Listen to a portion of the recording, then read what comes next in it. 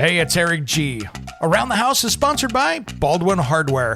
For 75 years, Baldwin Hardware has been known for its first-class quality and craftsmanship in door and cabinetry hardware. As an alumnus of the Baldwin Hardware Design Council, I can say I have seen the details and quality from design to the finished product. If you're looking for a new style and old-world craftsmanship, I can tell you there is only one Baldwin Hardware. Check out what would look great in your home at baldwinhardware.com.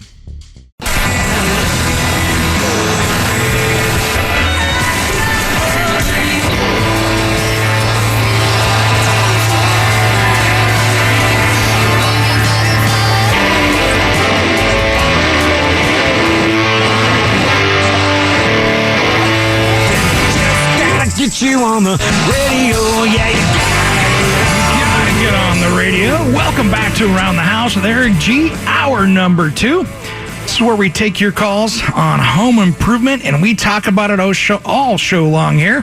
503-417-9595. That's 503-417-9595. Or you can catch us on the toll-free line, which is 877-733-1011. All right. It's been a good show so far. Thanks for calling in. Thanks for joining us if you're just joining us now. Here's the thing. When we're talking home improvement, there's a lot of different things you got to take into account.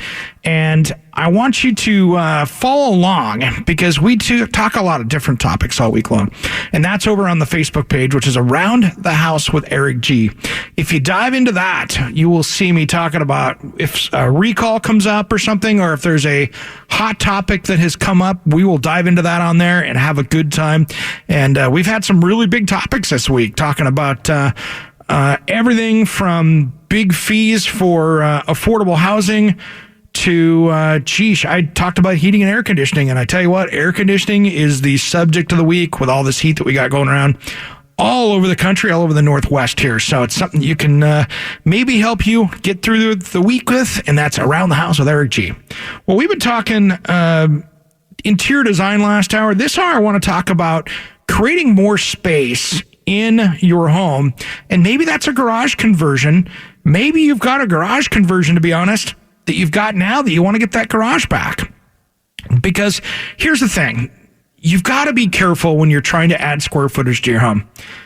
First off, you want to do it legally, because these days with building departments out there, they really want you to be doing it right. And if you just, throw up an interior wall inside there, leave the garage door inside and convert it, it's one of those things that you've got to be a little bit careful with, because you can hurt the value of your home.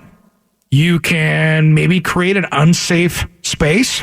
Like if you were to make that into a bedroom for somebody, and you have a non-egress window in there where, if you had a fire or something like that someone couldn't be rescued or escape from. These are all things you've got to take into account, as well as what are you going to do to keep the thing energy efficient? Because when you're dealing with garages, they're typically not insulated in many cases. They're not designed for a living space. And then quite frankly, design-wise, when you walk into somebody's kitchen and you walk out a door that seems to be a garage door and you step down into another living area, it seems you're walking into somebody's converted garage. And to me, on the design side, I don't like that feel.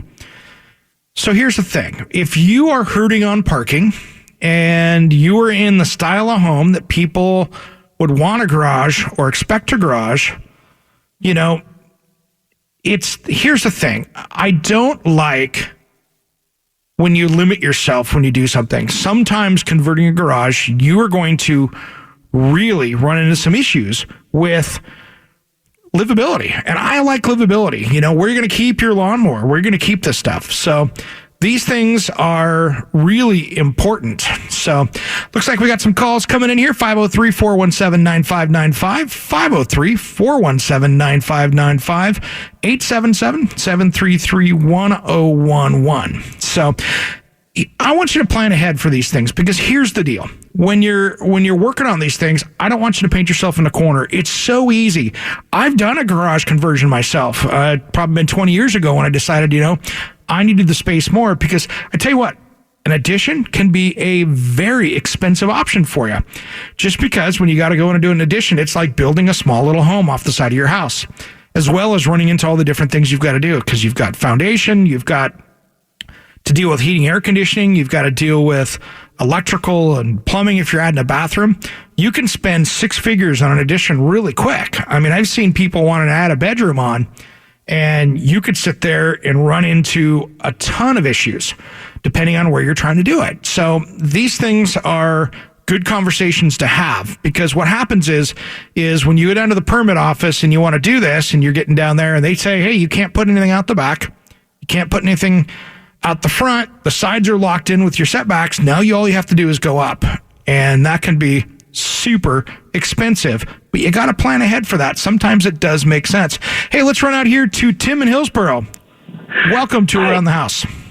Hi, I have a question. I'm selling my house. Okay. And the inspector came out in the crawl space of my townhome. Okay. And he says I need to replace the low valve cap. And how do I replace that, and how much does it cost? Well, I'm not sure what a low valve cap is. Is this the? It's a low flow valve cap. Low flow valve cap. I'll be honest, I don't know what you're talking about with that. That's not something that's typically that I've heard called. If you've got, is that a plumbing thing? Is that what they're trying to call it? It sounds like somebody's using the wrong term here, to be honest. That's what I'm wondering. He says that I need to replace the cap because rodents would be getting in and out of there, and he found little rodent droppings. Okay, well, if he's not talking about just the airflow, vents going around the outside. Now, I have seen in crawl spaces, sometimes you have a low point drain in there where that drains out and goes into a drainage system out there that might go out to the street.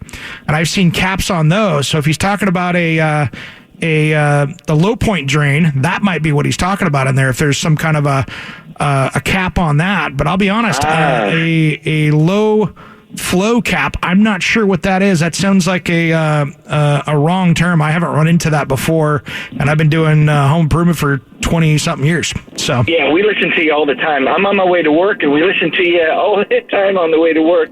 Hey, cool, I got one last question. Sure. Up in the attic, he found where the dryer vent tube came loose from the ceiling and blew lint all over the insulation in the inside of the roof. Okay. Now, he says I need to get a mold inspector in there to check out to see if I need to get rid of any mold. Is that pretty common? Yeah, when you're putting that much moisture up into that from a dryer, yeah, you could easily have some mold up there, but it might not. I mean, it could be that it just vented out well enough that you got lucky. So that might not be a horrible thing. I think since you're trying to get that thing sold, I think getting a quick mold test up there would be a good call. And somebody like Kennedy Restoration or one of those other companies can come up and knock that out pretty quick. Might not be that big a deal up there. Or if you look up in there and it's a real black mess, you could have a little bit bigger deal. But in the attic up there, yeah, you can get mold up there, but just depending on how new a house and how much airflow was in there, if it's a really closed up attic, you have a little bit more chance of having a little bit more of a chance of mold. But the only way to know is the test. And it's relatively not too expensive, I hope not anyway. Not too bad up there. Again, depending on how bad it is, sometimes they go up there and treat that, and it's not that big a deal, and put some preventative stuff on it. Okay. It's just depending. I mean, if you had just a horrible mess, they're taking insulation out, and you got to spend a little bit of money up there to do it. But if it just happened recently and it hasn't been going along, and the good news is it's just a dryer, so if you weren't doing a ton of laundry, it wasn't putting that much up in there. Okay. Awesome, man. I appreciate for your time. Thank you. Hey, Tim, thanks for calling in, and thanks for listening to Around the House. I appreciate it. All right, when we come back, we'll be taking all your calls. 503-417-9595. 503-417-9595, just as soon as Around the House returns. The one she framed from late last spring of you and her in Florida. You're up on the ladder when it shatters. Welcome back to Around the House with Eric G. This is where we talk home improvement. This segment is sponsored by Western Construction Systems. A cracked or crumbling foundation killing your real estate deal? For a free inspection, contact Western Construction Systems. The integrity of your foundation is their specialty, and that's guaranteed. CCB number 94222. Well, I'm going to get your calls here. We're talking about kind of additions and what you can do to your house to gain space, and especially garages. What are you going to do with that? You know, the number here in the studio, 503-417-9595. That's 503-417-9595, or toll free 877-733-1011. 877-733-1011. If you're calling out of the area, that is a great way to get a hold of us. Or, you know, if you've got an email and you don't want to call in, it's okay. ATH@KXL.com. Well, we've been talking about what to do with that space in your home. And, you know, garage conversion is one thing you see people do out there because they kind of feel like, oh, I'm just going to close up the door and, you know, I'm just going to frame that shut, take the door down, frame it shut, and call it good. Well, problems are that you run into is that, first off, it's kind of hard to undo these things sometimes. And second of all, I hate, personally, from the architectural design side, what it looks when you get these things closed up. In many cases, you can tell that, oh, wow, look at the neighbor's house. The neighbor's house is the flip plan of yours, and you've got a window in the middle of the garage, and that's the best you can do, and the car pulls up in front of it, and now you've got another den or something back in there. That's the tough part when you're doing with a garage conversion, because really to do that, you kind of need to do that right. I mean, I like to go in there with something like that because you end up having problems. One, in many places, they're going to want you to put in a footing across the front there and actually make that an actual opening across there and actually put a wall in there. It's an exterior wall. You could put a glass door across all that, but again, it's going to look like it's a garage conversion. So there's things you got to do with that. Other thing you got to keep in mind is many times people have their water heaters and their HVAC systems out there. So that's something you've got to deal with. Now, here's the one thing. If you've got the new heat pump style, you know, high efficiency water heaters, they want those to be outside of the home. They don't want those in a conditioned space because they're taking that residual air and they're adding and taking away heat from it. So it's counterintuitive. You got it in your house because now it's taking the heat, you know, out of the air and it's trying to go that route with it. So those need to be in an exterior location that, like a garage, for instance, that's unheated. So you run into some issues with those when you put them inside. There's a lot of those that you run into problems where they say don't install them in that situation. So you could run into some issues with that. And then, like I was saying, design-wise, if you can open up into that and make it a legitimate thing, great. But I would always recommend coming up with a plan where you could replace that. You could really replace that from a garage standpoint, because most people have things they want to store in the garage. I don't care if they're not handy or they're not a DIY person. They don't have a bunch of tools or a collector car or anything like that. It's just coming up with a place to put the lawnmower and the weed eater and those things that most people with garages have to deal with.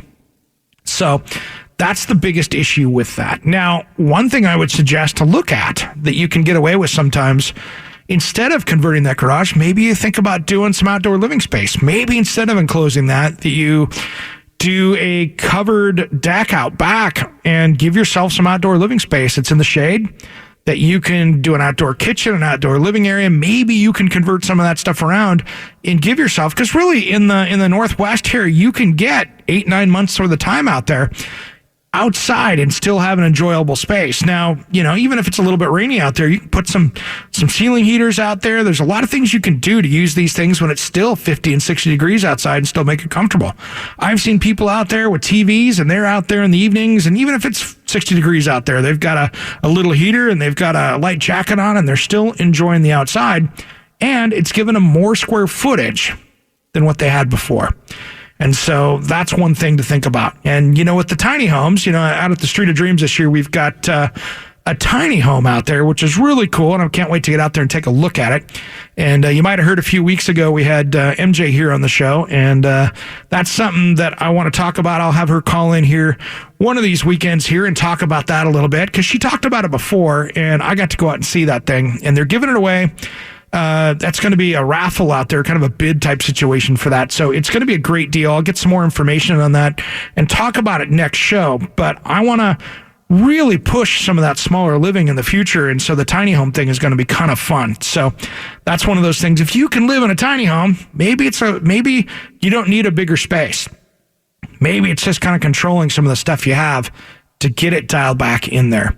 503-417-9595. That's 503-417-9595 to get in the studio.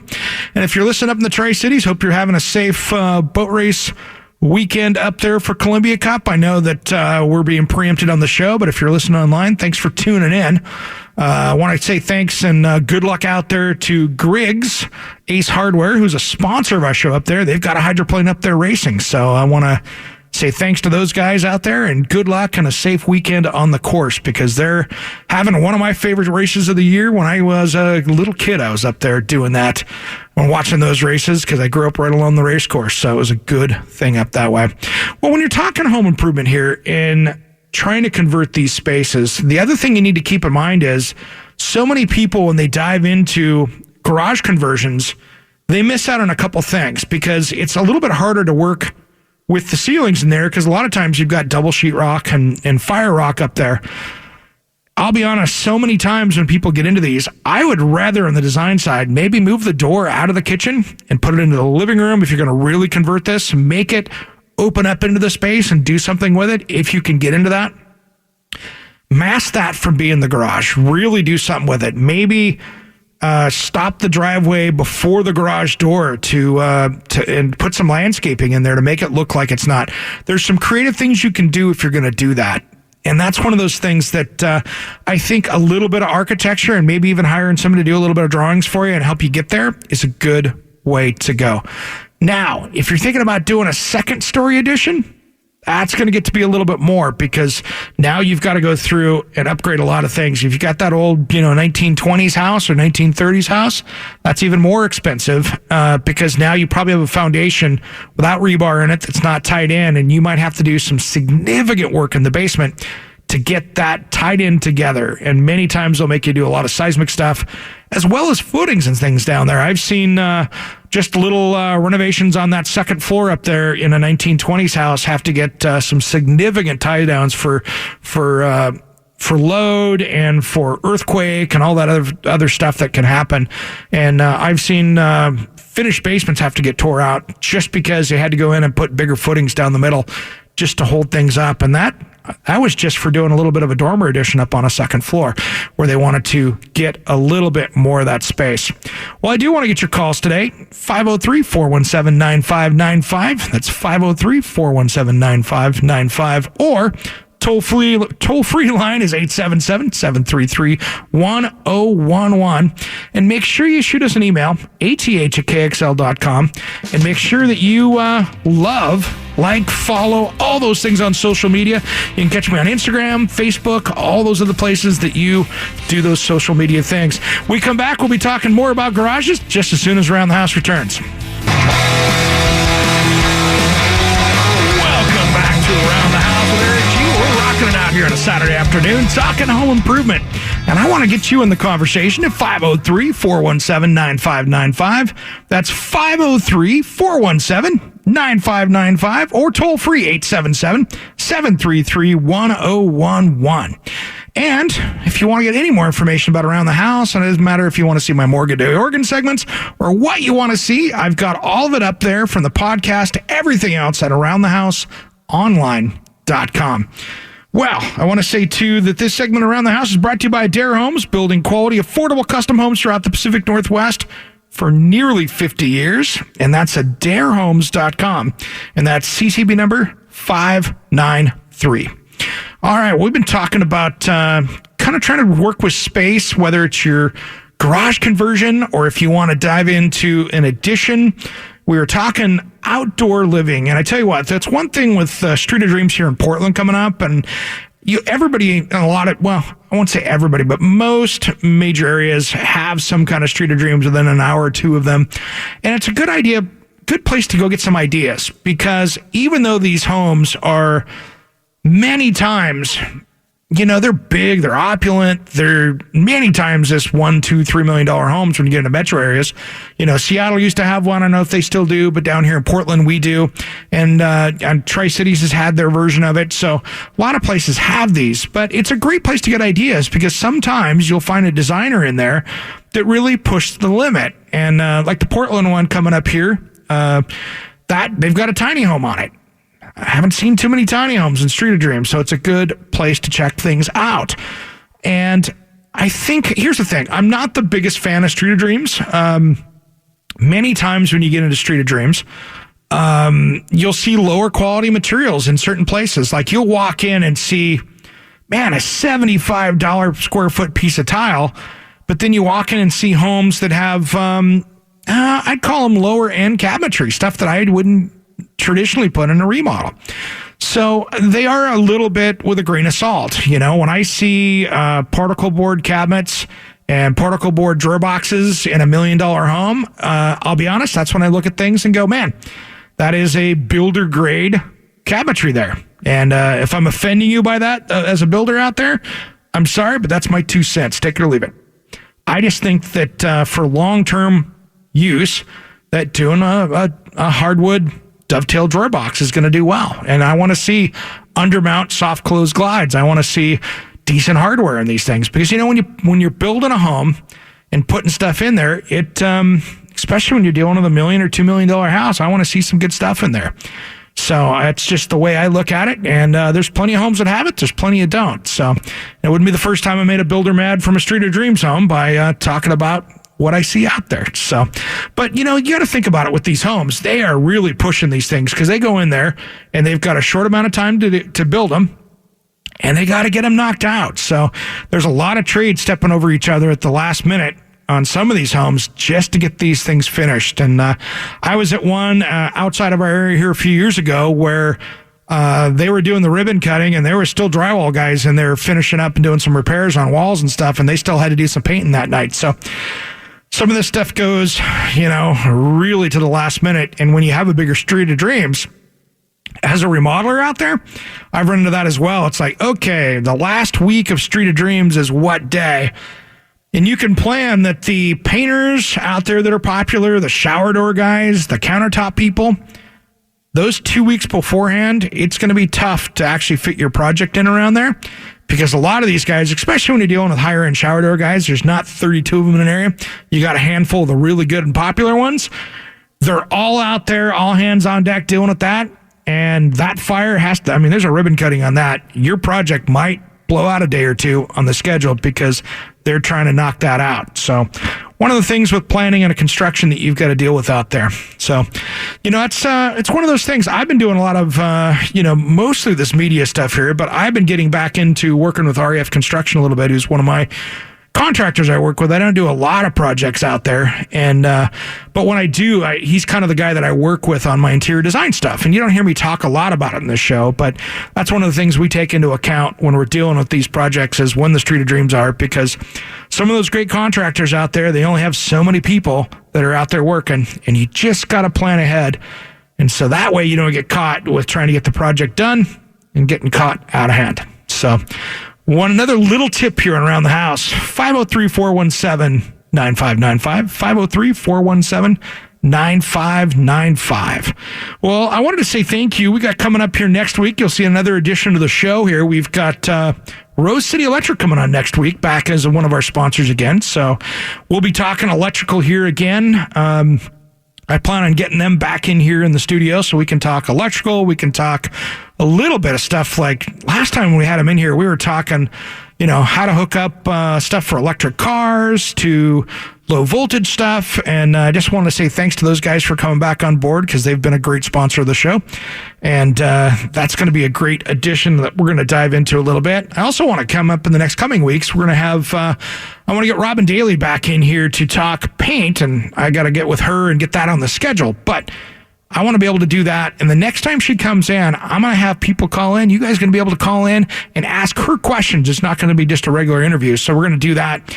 And she is one of the premier paint experts on the West Coast, and will be really good at dialing that stuff in.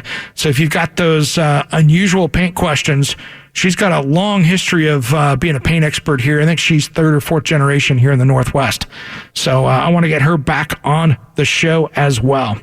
And then, hey, this last week, if you missed it, I had a podcast as well that was, I've been doing this midweek podcast, which has gone really well. I'm not sure if I'm going to get to it this week, because I'm going to be on vacation this week. So if I don't get to it over the weekend here before I head out, it'll skip a week here, but I try to get into some of these subjects that, maybe we don't catch on the radio, that we don't have time to. This week we were talking about affordable housing and some of the things that, cause housing to get more expensive. And, we've seen a lot of that here in the Northwest. Seattle is well out of control. Portland is just on the same path, but right behind it. So we're heading that same direction, but wanted to talk a little bit about that on the midweek podcast. So I've got about a 10 or 12 minute segment on that is up online, and you can catch it there. And it's right along with the rest of our podcasts. So you can catch us on anywhere you listen to podcasts out there, SoundCloud to anything else you're looking at.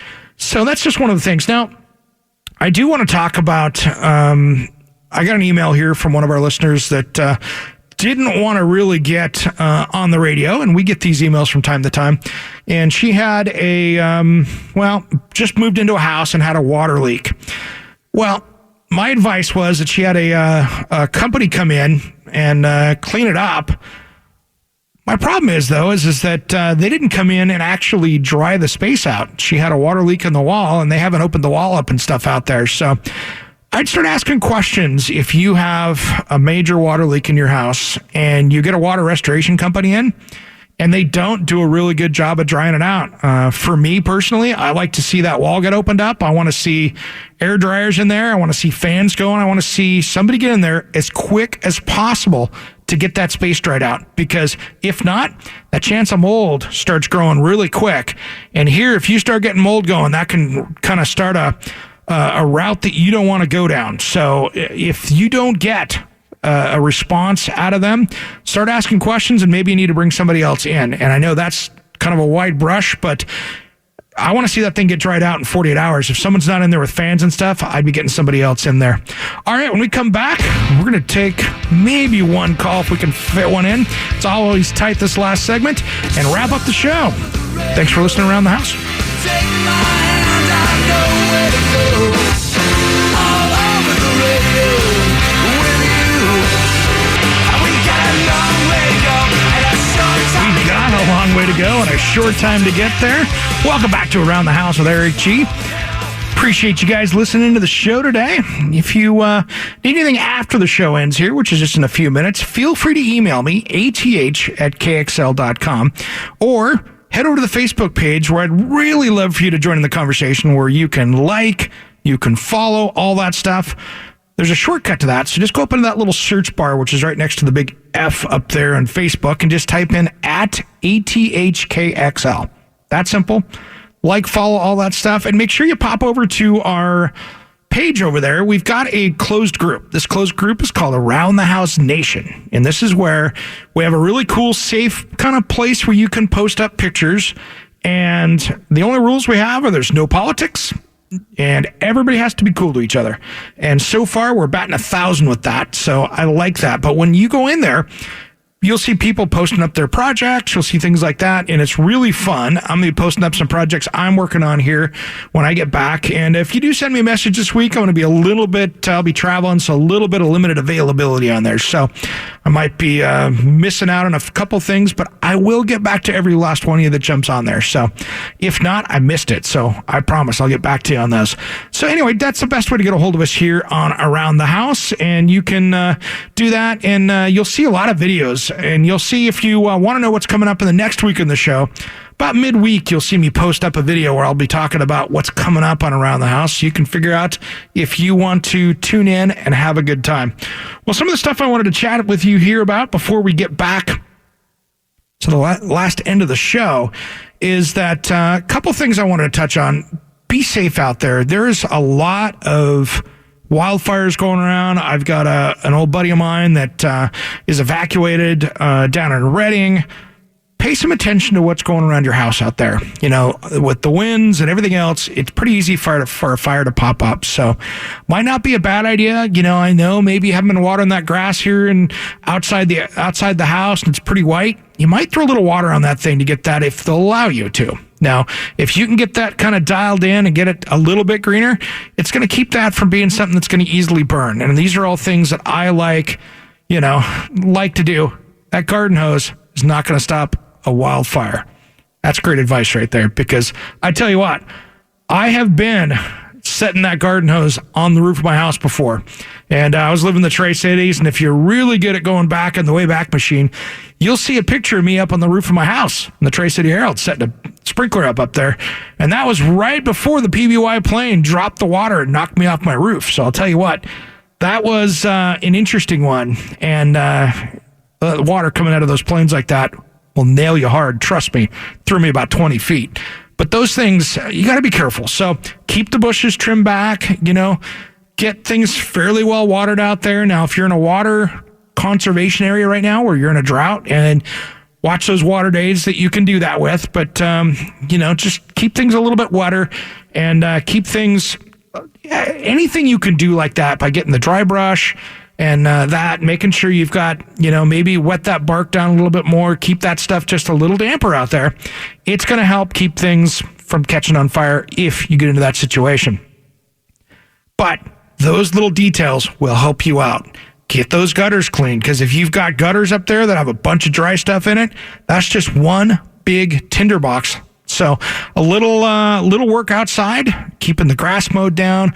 If you got some pasture out there, keeping that down, keeping it low is all going to help you out. And I think that's why a buddy of mine's house was saved in that West Reading area out there where they've had the fires, because he's got horses and stuff around there. So he's kept that area, I think, pretty green. So it has saved his house. And I think that's some great advice. I hate seeing 500 buildings or 500 structures out there taken down. And I think when they get in there and start counting, there's going to be a lot more. So stay safe out there. We got another couple months of fire season left out there. We are early in the game. So unless we get some big rains out here, it's just going to keep getting drier, and anything's going to get that going. So I'd really like to see if we can keep it safe out there. As well as, I'm going to get on my soapbox here, keep those window locks for those kids. I don't want to see anybody falling out of windows right now. I know it's hot out there, but if you put those window locks on there, keep those kids from falling out of the windows. I'd like to see if we can run the rest of the year without a kid falling out a window and getting hurt or killed, because that is an important thing. And you can find that on my Facebook. I got a video showing you how to do it and how to make it that simple. $5 or $10 per window, and you got some great locks, and you're good to go.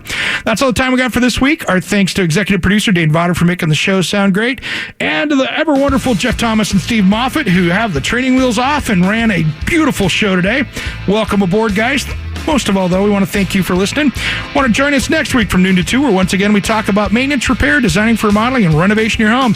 Until then, be sure you do what you love what you do. This is the Radio Northwest Network. I'm Eric G., and you've been listening to Around the House.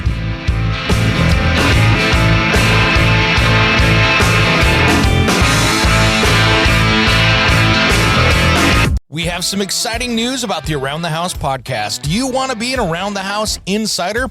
Our premium membership gives you early access to the weekend podcast, exclusive access to our back catalog of shows, special email access to me, Eric G., with your own home improvement questions with a priority email address, plus exclusive new shows and extended content.